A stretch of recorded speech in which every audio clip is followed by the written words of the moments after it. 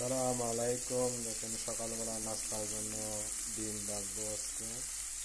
তো ডিম ভাজার জন্য আমি পরিমাণ মতো তেল দিয়ে নিচ্ছি, টমেটো দিয়ে নিচ্ছি, টমেটো দিয়ে ডিমটা বানাবো। তো ডিমটা এখানে বলে শেকশোকা ডিম। তো দেখেন আমি কীভাবে ডিমটা বানাই।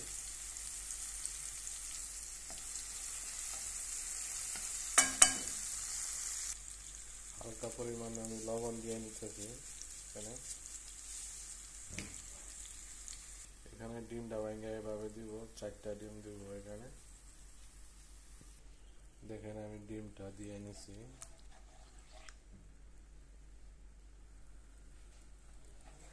ডিমটা দিয়ে এভাবে লাইরা নিব, একদম মিক্স করে নিব। তো ডিমটা দিয়ে এখানে বেশি করে লাইরা নিতে হবে।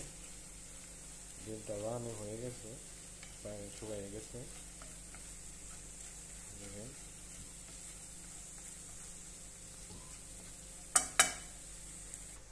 ডিমটা বানানো হয়ে গেছে, আমি প্লেটে ডাইলা নিব।